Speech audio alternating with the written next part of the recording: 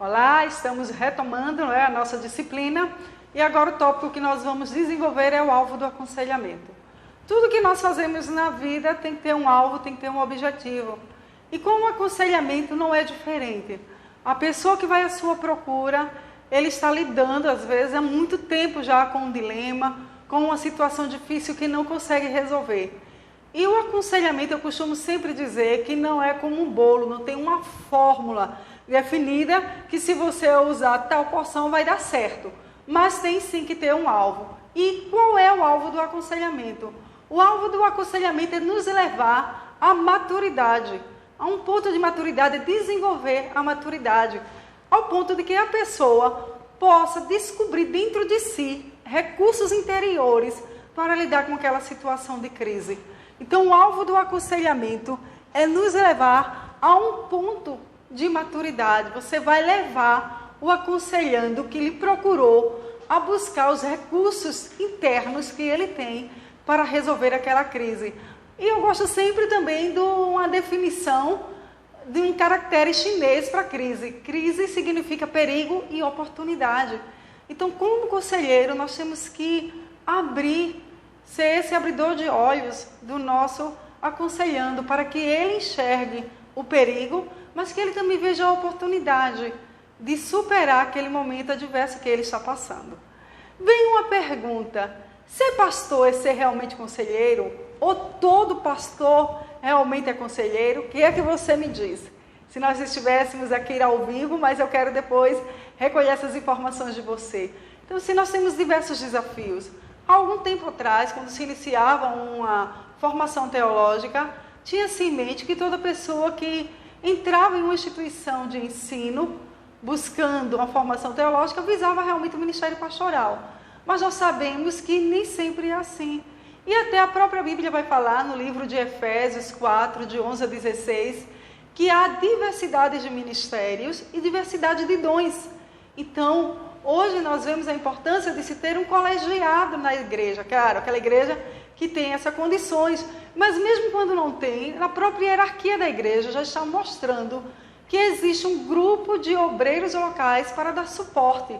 Então, tem igrejas que tem o pastor, o presidente, tem um pastor auxiliar. Tem outra que não, tem só o pastor, o presbítero ou o diácono e diaconisas. Tem igreja que também tem diaconisas, ou pastoras, também temos igrejas que têm pastoras. Então, assim, ser pastor e ser realmente conselheiro, será que todo esse que está na liderança, que está à frente do ministério é um conselheiro? Às vezes tem pastor que tem um ministério mais do ensino, outro administrativo, mas o ideal, e nós fazemos uma ressalva, há uma distância entre o ideal e o real, mas o ideal era que todo pastor realmente fosse um conselheiro. E agora, nesse próximo tópico que nós vamos falar, o que afasta as pessoas do aconselhamento, é interessante que eu estava lendo uma pesquisa sobre o que gera esse distanciamento entre ovelhas e pastor. Nós sabemos que muitos pastores têm um gabinete, têm um horário que as ovelhas podem agendar, podem ir ali procurá-lo para dar atendimento. Mas, segundo as estatísticas também, 20%, de 20% a 30% dos membros apenas procuram os pastores para aconselhamento. E isso se deve a alguns fatores, segundo a pesquisa feita. O primeiro fator que foi apresentado é a falta de confiança no pastor. Infelizmente, mas vamos nos lembrar do nosso tempo? Muitas vezes nós, quando estávamos com uma crise, uma dificuldade, será que você tinha coragem de procurar o seu pastor? Se tinha, parabéns. Se não tinha, por quê? Vamos nos avaliar, será que nós não estávamos dentro desse tópico? Então, a falta de confiança é terrível, é o primeiro tópico que eu quero trabalhar para vocês. Se Deus te chamou para o ministério, você tem essa convicção, então você tem que ser uma pessoa confiável. As suas ovelhas têm que olhar para você e pensar, no momento de crise, eu posso recorrer ao meu pastor, eu posso recorrer a esse obreiro, porque eu confio nele. Isso não significa que você vai ter todas as soluções e vai dar as respostas para todos os problemas. Mas significa que você vai ser uma pessoa que, como diz lá em Malaquias, os lábios do sacerdote deverão guardar o conhecimento e dele deverá sair a lei. Então você tem que ter uma palavra, como disse também Isaías, que o Senhor lhe tinha dado uma língua erudita para dar uma boa palavra àqueles que o procuravam. Então é responsabilidade nossa, como vocacionados por Deus, de sermos pessoas confiáveis e de termos uma palavra para aqueles corações aflitos que nos procuram. O segundo motivo na pesquisa foi que era um pastor muito jovem, e alguns colocaram uma ressalva, o solteiro, que às vezes o pastor muito jovem também gera insegurança. Nós sabemos que tem irmãos que já têm um pouco mais de experiências e eles não acham muito apropriado, já com sua experiência de vida, procurar um pastor muito jovem. Mas isso, em compensação, hoje nós temos muitos jovens na igreja também, não é? E jovem, um pastor jovem vai falar a linguagem do jovem, mas isso foi um fato que a pesquisa mostrou. O terceiro fato foi o que distancia as pessoas de procurar o gabinete pastoral para aconselhamento, é pastor que não guarda segredo. E aí, isso pega, não é, gente? Então, nós temos que saber guardar aquilo que nós vamos ouvir. Mais à frente, eu vou estar falando um pouquinho mais sobre isso. Então, são essas 3 razões que as pessoas alegam que não procuram um ministério pastoral. Mas nós vamos estar vendo agora. Você é vocacionado. Talvez você diga assim, Elilde, eu não sou pastor ou pastora, não sou presbítera, não sou diácono, não sou um obreiro local. Mas se você trabalha com ensino na igreja, se você trabalha com culto de oração da sua igreja, se você trabalha com mulheres, se você trabalha com jovens, com varão, ou simplesmente você é crente, está aí porque quer aprender um pouco mais de Deus, se alguém te procura para aconselhamento é porque ele viu algo em você confiável.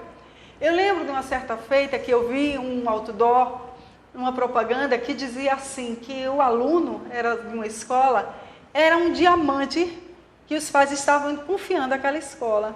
Então eu faço analogia desse momento conosco, quantos evangélicos, quantos missionários, quantos obreiros local, pastor, diaconisa ou membro de igreja. Uma pessoa que te vê, que vai procurar confiar você, fazer uma confidência, é um diamante que ele está colocando na tua mão. E se é um diamante, é uma pedra preciosa, você não vai sair expondo para todo mundo, você guarda. Então você tem que ter essa visão, que aquela pessoa que te procurou, que está confidenciando uma dor, um problema, uma dificuldade, é algo precioso, você tem que zelar por isso. Então, o que você precisa no Ministério de Aconselhamento? É imprescindível você ter. É o dom do discernimento, discernir os espíritos. Nós sabemos que tem espírito de engano, tem muitas coisas operando o espírito do erro, e nós precisamos ter discernimento espiritual. Nós precisamos também ter revelação, que o Senhor muitas vezes, as coisas que estão escondidas, a pessoa vai falar algo superficial e Deus vai revelar a você algo mais profundo. Às vezes as pessoas chegam te procurando, está com um sorriso, ao seu ver está tudo bem, mas por trás daquele sorriso tem uma lágrima. E é preciso realmente o Espírito de Deus, que nós tenhamos essa sensibilidade de estarmos conectados com o Espírito Santo de Deus para ter essa revelação da dor, entender a dor, ter empatia pela pessoa que está ali à sua frente, ele confidenciando algo. E o terceiro dom indispensável é a palavra de sabedoria. Como eu falei antes, no livro de Malaquias diz que os nossos lábios, nós somos sacerdotes, deve guardar o ensinamento para daqueles que vêm nos buscar. Então, que Deus ponha a palavra de sabedoria nos nossos lábios, para que tenhamos uma boa palavra para dar àqueles que estão cansados. E agora, qual é a função, né? O que é o aconselhamento pastoral em si? O que é que faz o conselheiro pastoral? Então, o aconselhamento mantém em seu rol o confronto com ações pecaminosas. Essa palavra confronto, ela é bem interessante, não é? Porque a palavra confronto é noutético, que quer dizer, é uma palavra que no português é difícil de ter uma tradução, então colocaram como confronto. Então você vai confrontar as pessoas, muitas vezes com o seu pecado. Agora, aconselhamento é só isso? É só confronto? Não. E eu também faço uma ressalva. Confrontar não é afrontar. Para mim, o maior exemplo de confronto é o profeta Natã com o rei Davi. O profeta Natã, ele teve a orientação de Deus, teve revelação de Deus para confrontar o rei Davi. Mas ele chegou com humildade e com sabedoria. Ele não foi afrontar o rei, chegar lá, colocar logo o dedo no seu pecado. Não, ele contou uma parábola, que aquela parábola levou o rei a pensar e a descobrir que era ele. Então, amados, confrontar é isso, é levar muitas vezes o outro a pensar. Confrontar não é afrontar, não é chegar colocando o dedo no rosto de ninguém, nem o dedo na ferida da pessoa. Porque um dia pode ser que nós também estejamos na condição de sermos aconselhandos. Então, assim, o aconselhamento